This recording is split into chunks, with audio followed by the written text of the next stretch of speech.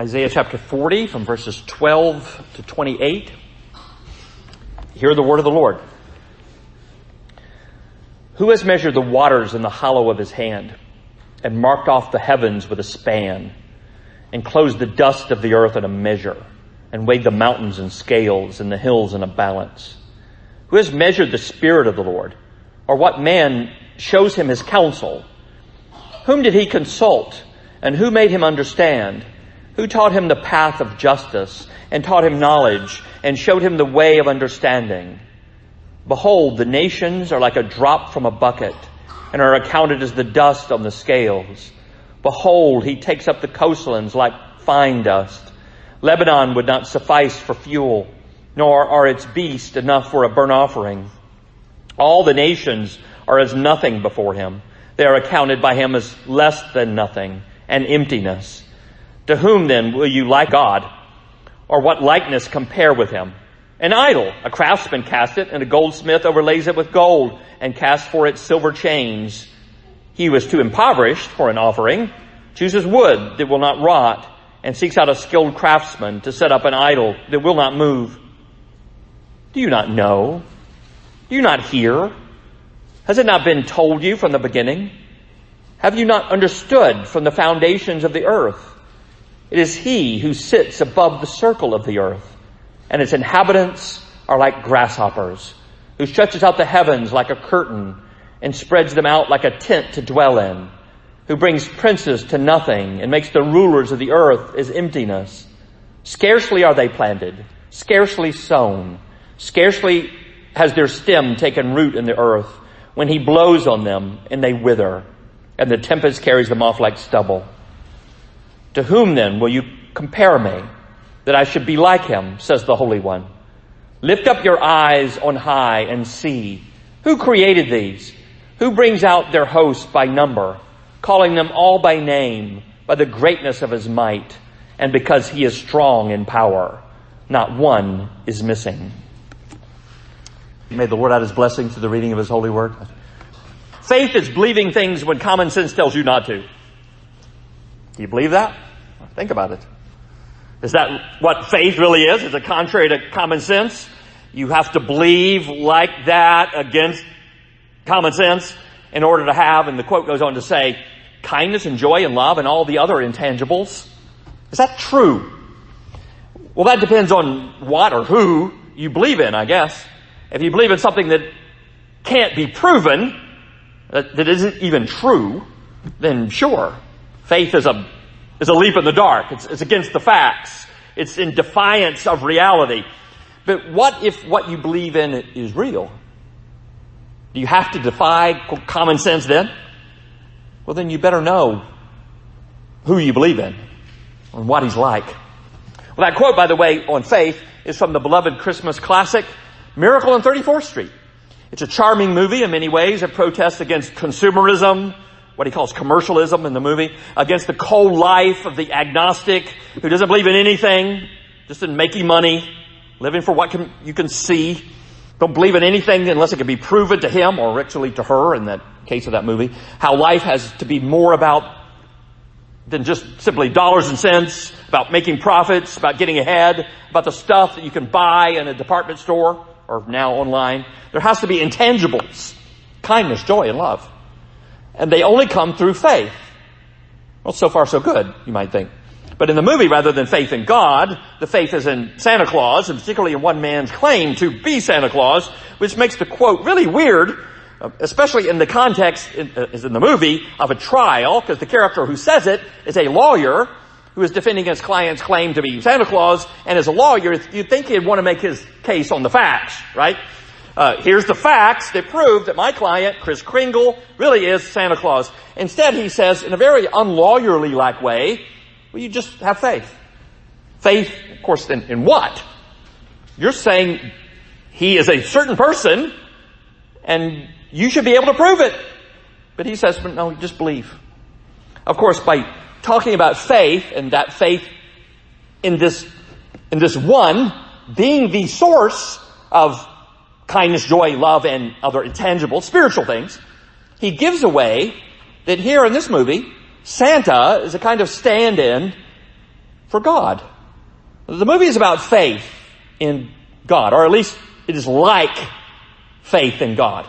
Because what is faith for him is also true. If it's true for faith in Santa, then it's true for faith in God, isn't it?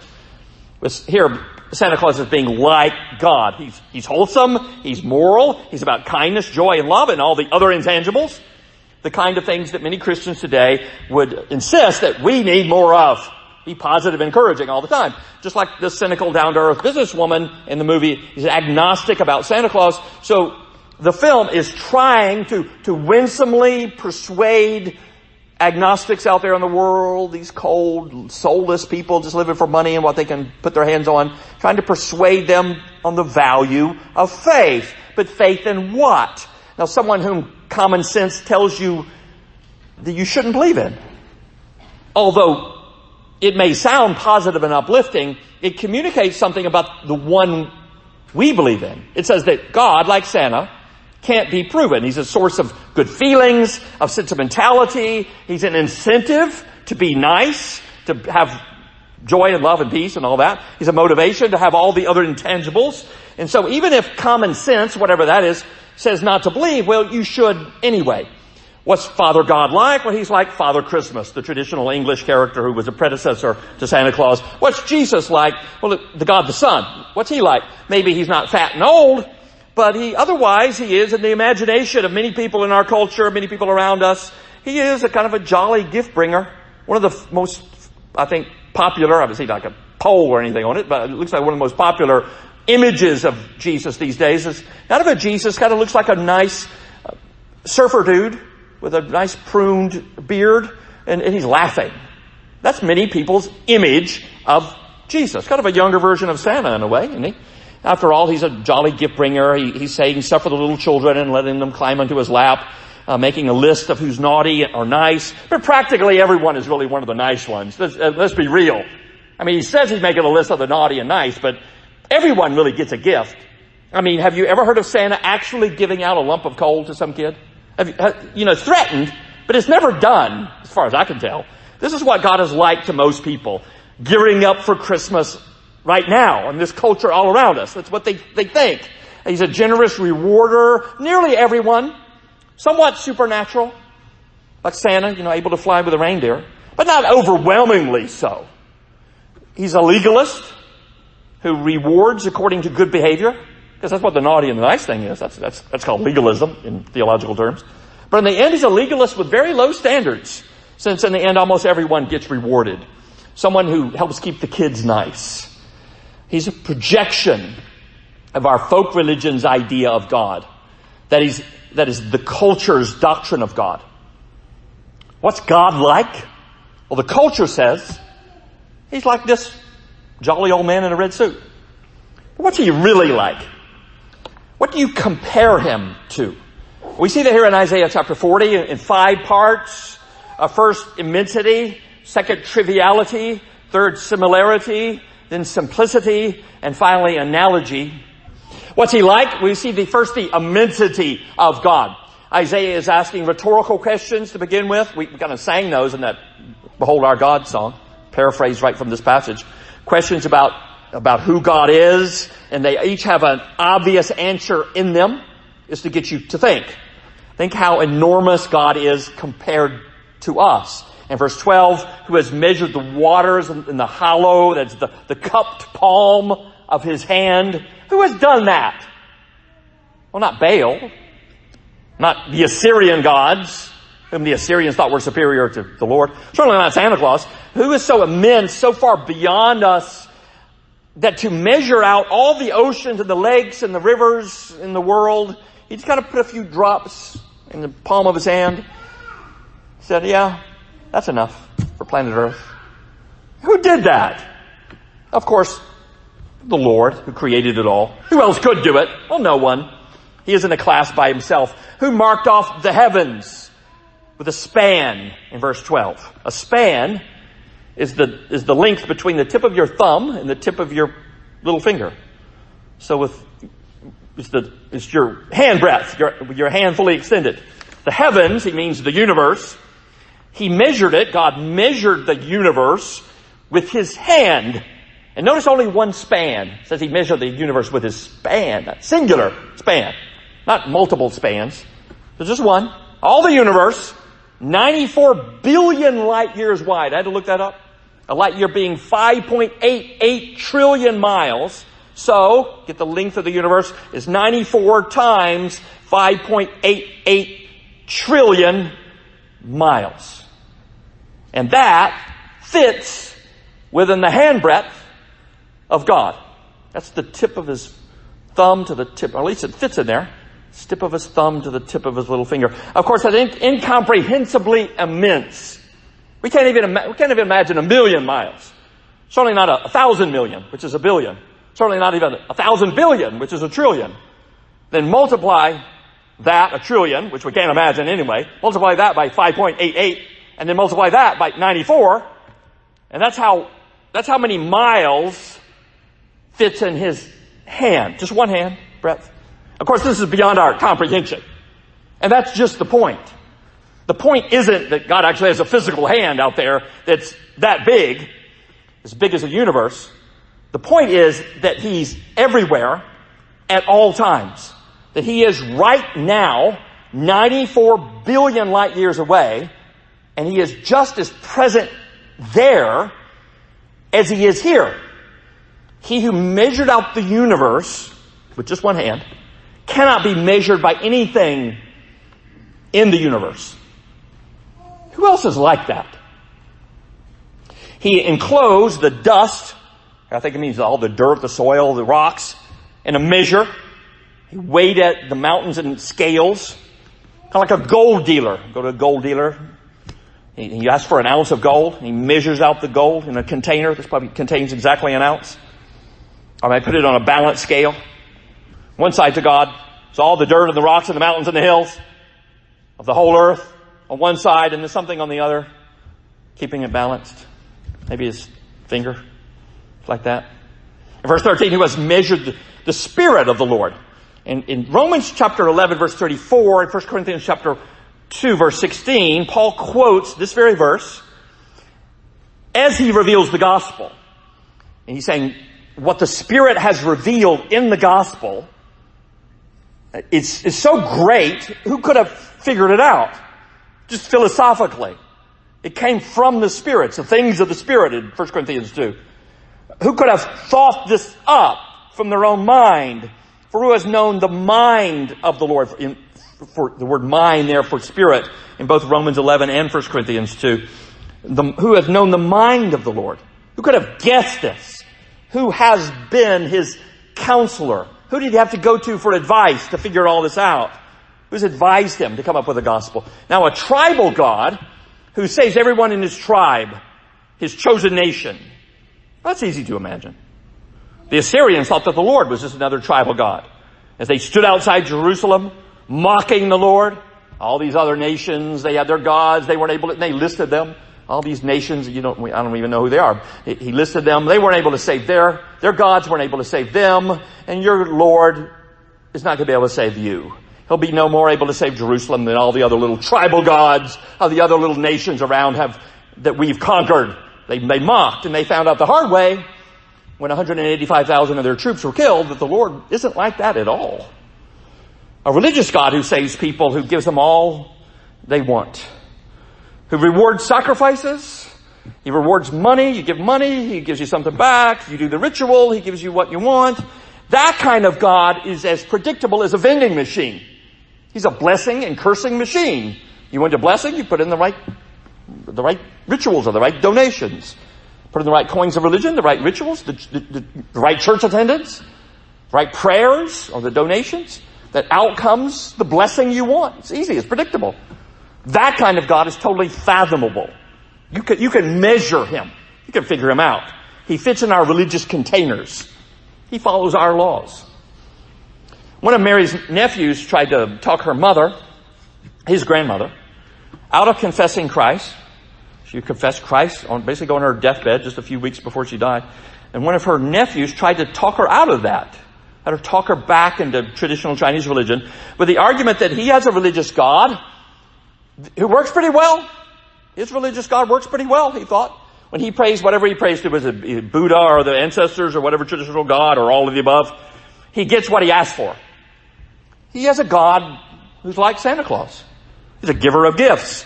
Mary told her mother that faith in God is not about getting the gifts you want. You crawl into his lap, you tell him your wish list, and he'll grant it, as long as you've been nice, of course.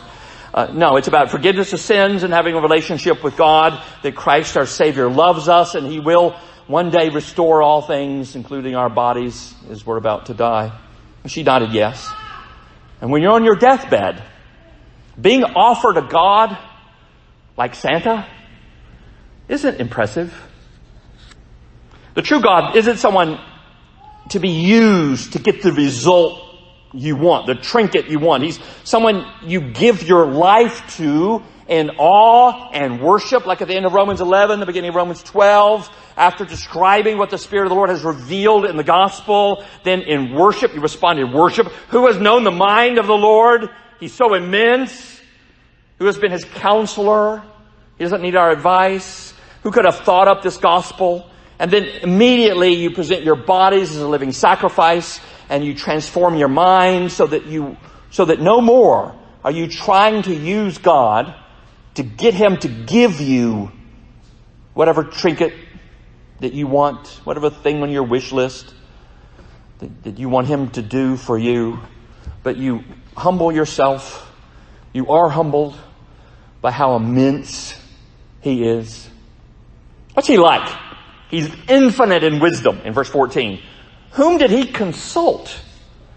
Who did he go to for advice? Who trained him? Who educated him? Well, no one, because he never needed it. He's not like us. Not even the most educated people, most intelligent, smartest people among us. I was a teaching assistant for a Nobel Prize winner. That Nobel Prize winner had to be taught. He had to go to university too and learn. He had to consult. He had to learn. He had mentors. But God's not like that. He's not just a good student, kind of the top of his class, who learned all the information and then has it all mastered by now. No, he knew it all already. It's by his nature, because it comes from him. All truth, all true knowledge is an expression of the mind of God. It comes from God. All truth is first in God. We have to learn it. He already is it. Who taught him the path of justice? Justice, the Hebrew word is mishpat, the right way to live. Well, no one. He's not like us who have to be taught what is right. Why we shouldn't kill. Not just because we'll get punished for it, but why we should not even do it if we think we can get away with it. Why sex is only for marriage. Why the property of others should be respected, so don't steal. Why we shouldn't slander people or be greedy. No one convinced him that, here's the way for society to prosper. That the only way to have a thriving economy is if people are safe, so they're not fearing crime. The families are whole, there's private property is honored, and he just kind of saw the logic in that and go, that makes sense. I'll go with that plan. No, that's the way we are. We have to be taught, because we often end up thinking, I want to do what I want to do. I want to live in a society where I can kill if I don't like someone. I can have sex with anyone I want like that. But then we have to learn, not only our life get messed up, everyone's world gets messed up.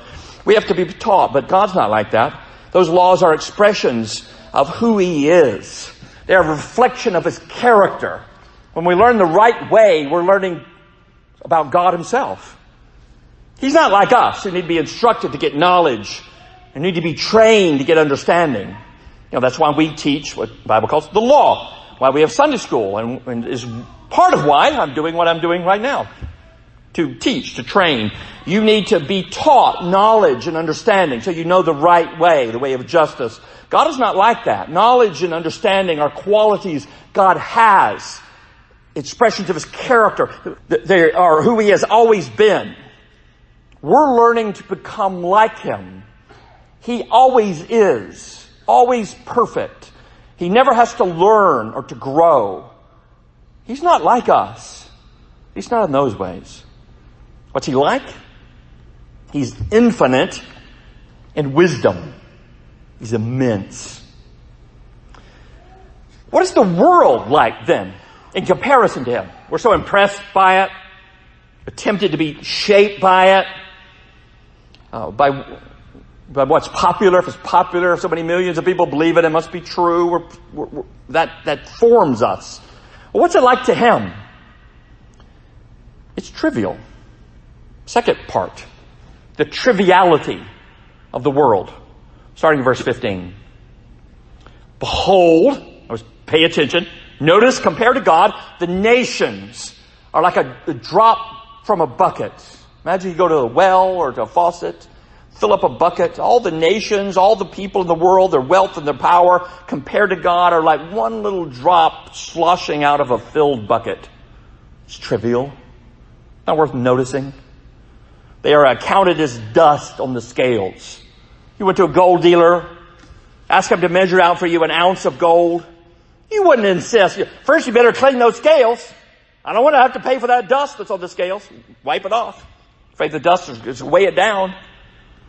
And he's cheating you out of gold by having some dust on the scales. No, the dust is just so trivial, so inconsequential. Now, there's dust there, sure, but it's so light, it's not worth the bother or worrying about. He takes up the coastlands, it says. That's all the nations out there beyond the sea. It's probably us right now. It's America. He takes them up like fine dust. Like this. For God, in verse 16, all the forest of Lebanon, renowned for his trees, they aren't sufficient. If you could sacrifice all the animals there, that wouldn't be impressive to him. That's trivial. Verse 17, all the nations as nothing before him. They count them as less than nothing. China or India has the most people. Russia has the most land. America has the most money and power. You put them all together with all of Europe and Africa and South America, all the islands, and still, to God, less than nothing and emptiness. We're impressed by this world. What's popular, what's big, what's successful, big numbers, populations, and great power. What everybody is now saying is right. We're so impressed by it that we'll even change what we believe and how we live to conform to it, because it must be right. Everyone's doing it. If so many people now believe or say something, we're going to go along often because we're just awed by it. God sees that all as it's trivial. Like a thin layer of dust you can wipe off in a second. What's he like? Third point. Similarities. We try to portray him with similarities. What he is similar to. To whom will you liken God? In verse 18. I feel God is like, whatever comes next is often just the projection of what that person wants God to be. We have an urge to liken God to something, to literally make likenesses of God. The second commandment forbids images of God, but we continue doing that anyway. And this isn't just an ancient problem that somehow modern people have overcome. No, it's still going on, very widespread. The Eastern Orthodox Church uses images in worship, images of saints, that each portray something about God, that they venerate, really worship. They just make up a different word. So they try to get around the second commandment. They've supposedly converted over 1 million evangelicals to their church in the United States over the last generation. So don't think this is something past that we can just ignore. No, they likened God to be who they want him to be in their idols. In verse 19, craftsmen make beautiful likenesses. They're often beautiful. Notice how it's described here. A craftsman makes them. It's a skilled piece of work, of art. Goldsmiths plate it with gold. They adorn it with silver chains. It was nicely decorated. Idols are beautiful. Even the little icons of the Eastern Orthodox Church, they're often exquisite works of art. If you look at them that way, they're often very well done. Remember in verse 6, all flesh is grass and its beauty. Hebrew word chesed, the most beautiful thing people have. It's like a flower. Flowers are beautiful. Idols are beautiful. Are attractive. We don't make idols out of ugly things. At least not most of the time. You make them out of beautiful things.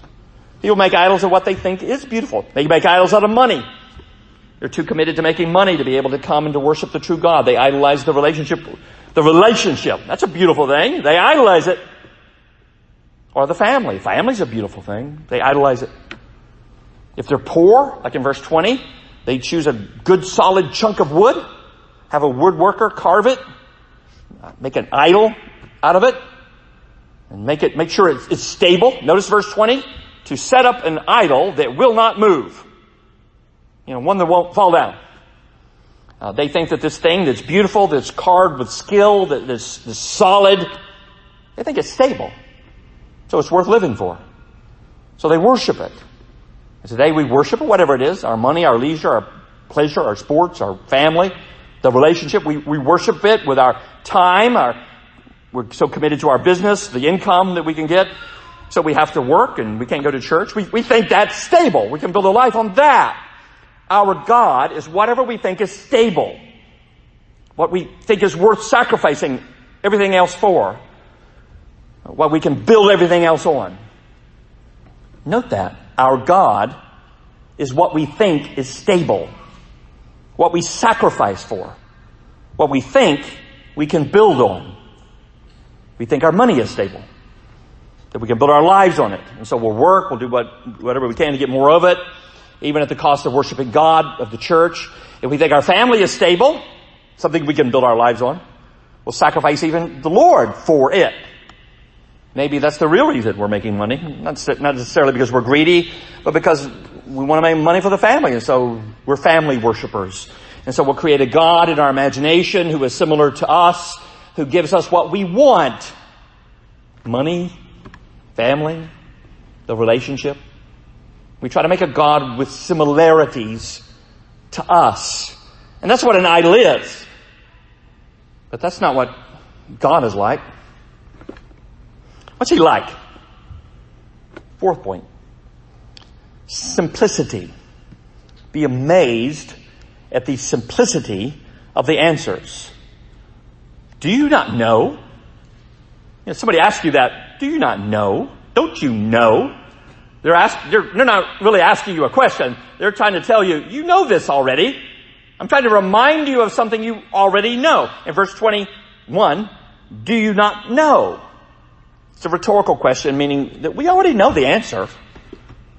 Even if in our quest to make a God like what we want him to be, make an idol, if in that quest we've denied it, that's the only reason we're confused.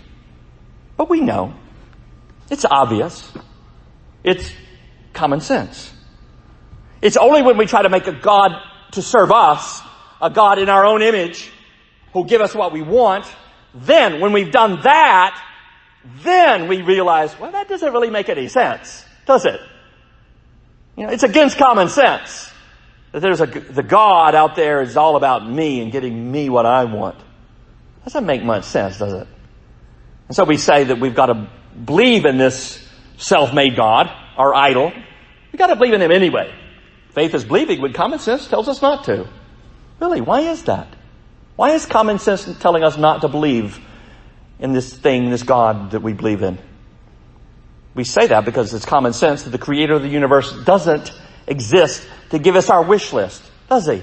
Does it make very sense to think, here's the God, the creator of the universe, so large the whole universe fits in one hand breadth, and he exists to give me whatever I want on a wish list? That doesn't make any sense. So we say, well, faith is believing when common sense tells us not to. It's common sense that the true God doesn't revolve around us. So we make up a God who does. Maybe that God is the almighty dollar. Maybe our own sexual desires, our own ego. And so we'll fool ourselves. We'll call it a mystery. How can the great God of the universe be all about me? It's a mystery. We'll fool ourselves. We'll lie to our kids and ourselves. But if we're honest and ask, what's he really like? What's the true God like? But we know already, really, don't we? There's a simplicity to the answers because they're common sense. Do you not know? Do you not hear? You can hear the answer if only you listen to what's obvious. The answer is simple. Has it not been told you from the beginning? From the beginning, you heard about God, that he's the Almighty. He's the creator of heaven and earth. In the beginning, God created the heavens and the earth. meaning that he is not part of creation. He is the creator. He's eternal. He's infinite. Have you not understood this from the foundation of the earth? The answer is, to all these questions, is an obvious yes, of course. The simplicity to the answer to the question, what's he like? What's the simple answer in verse 22? He who sits above the circle of the earth, he's above the globe. We are to him there like grasshoppers, little insects hopping around. We're small. We should know that already. We should know that if we just thought about it, we should know. It's common sense. If he's the creator of everything, then we're tiny to him. It's simple. He stretches out the heavens, meaning the whole universe, like a curtain. He spreads it like a tent to dwell in. Astronomer Hugh Ross comments that this phrase, he spreads out, God stretching out the universe like it's a sheet, it accurately describes what's happening. The universe is indeed expanding, like it's being stretched. Who could do that? Who could pull the universe out like you put up a canopy? The answer is simple. We know it already. It's common sense. Verse 23, who brings princes, or the word there, judges, powerful people. People who can declare war, who can put you in jail, who can close down your business, who can fine you, who can fire you. Who brings those kind of people we're so impressed by? Who brings them to nothing? Who can take the powerful down to be empty? The word emptiness at the end of verse 24 is, again, the same word as in Genesis chapter 1, verse 2, where the new earth was without form and void. This is in verse 17, where all the nations are less than nothing and emptiness. They're void. He makes them like that in verse 24. Makes the princes void, empty. Verse 24, when he blows on them. Just as in verse 7. Remember back in verse 7, the grass withers, the flower fades, when the breath of the Spirit of the Lord blows on it. Here in verse 24, scarcely, in other words, just after, hardly any time has transpired. Scarcely are the powerful, these princes, scarcely are they planted, scarcely sown. They've just begun to rule. They've just gotten power. Scarcely has their stem taken root in the earth. They think they can be presidents or bosses or judges for life. But their life isn't that long when the Lord blows on them. And they wither, and the tempest carries them off like stubble. They thought they were so powerful, but then they get blown away like dead leaves in a storm. Who does that? The answer is simple. God does. The answers are simple because we should know them already. They're common sense. We see a night sky or the splendor of nature, and you know who created this. It didn't come about by chance. It didn't create itself. That's impossible. Remember, even science proves that the universe was created, but could not create itself. So where does it come from? We all know the answer. It's simple. What's he like? Fifth point. Analogy. We want an analogy to compare him with, starting in verse 25. But all our analogies distort him. They reduce him, really, to something that we can understand. And if we understand him, we think we can control him. You know, someone like Santa Claus. Be nice, you get what you want. It's easy to control, right? And so he asks in verse 25, to whom then will you compare me? Who is like God? Now, we all like visible illustrations. We like analogies, especially of the invisible. Something that we can point to and say, the invisible God is like that thing you can see. Who do you compare God to? Who is he like? And now God here is asking us, who do we think he is? He's asking you, who do you think I am? Is he like the president? He's powerful. He's kind of distant. Doesn't really know you personally. You're kind of just a statistic to him. Is he like a teacher? He's informative. He's engaging. Is he like a parent? He's an authority, but close in relationship with you. But which parent? He's not really like Santa, is he? A legalist with low standards? A jolly gift giver all about giving you the stuff you want? Nah, we know better than that. Who's a good analogy for God? What's he like? Verse 26 tells you, lift up your eyes on high. Stop looking down here for analogies to him. Stop looking down here at people who are like you, only to be disappointed, to have your view of him distorted. Lift up your eyes on high to the Holy One. Holy means distinct, he's separate, he's higher. He's unlike, at least perfectly unlike, anything else in creation. See who created these. This enormous universe. This earth with life teeming around us. See that it's him who brings out the stars, brings out the galaxies one by one, calling them all by name. There's so many of them. We've run out of names for them. But he has names for them all. He introduces each star, each nebula, each galaxy, each comet, each asteroid, each planet by the greatness of his might, which is infinite. There are at least 1 septillion. This is a word I didn't know existed until this week. I learned it just preparing this. 1 septillion stars. That's 1 with 24 zeros behind it. Try to imagine how long that is. There are an estimated 10 trillion galaxies in the universe, with each averaging about 100 billion stars each. So that's totaling 1 septillion stars. And God made each of them and named each one because he is strong in power. There's enough power to create all these. And not one is missing. Not one of the 1 septillion of them is overlooked. Not one falls through the cracks. Forgot about that star back there. Not one. So who are you going to compare him to? What analogy can you use for him that does him justice? Nothing. No one. You can't. He's in a class by himself.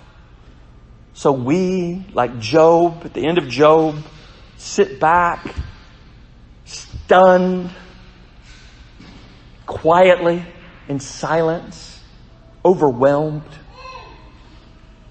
What's he like? He's not like anyone we can comprehend. We like to imagine he is. We like to reduce him to the idols that we think we can control, or the analogies, people who are like us. If we can comprehend him, we think we can control him. But he who measured out the universe cannot be measured by anything in the universe. Certainly not by us.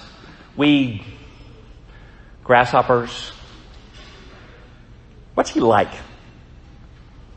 Well, he is like someone, actually. And the answer is simple. There is one who compares, that you can point to and say, God is like him, and not reduce God. He's like the voice in the wilderness in verse 2 told us to prepare for. Jesus. God is like Jesus. Like I'm like me and you're like you. The Lord, the Holy One, is like Jesus because Jesus is, as in Hebrews chapter 1 verse 3, the radiance of the glory of God and the exact imprint of his nature. When he was incarnate, coming in a human body, was born and was lived, he was like God because he was God. He shall be called, Isaiah said earlier in his book, in chapter 7, Emmanuel, God with us, fully human like us, but also fully God, upholding the universe by the word of his power. How is that possible? To be a man like us, and yet to be this fully God, this infinite God we've been describing. How is that possible? Just behold the wondrous mystery. The only one God is perfectly like. The only analogy we can make with him is Jesus. He is what he's like.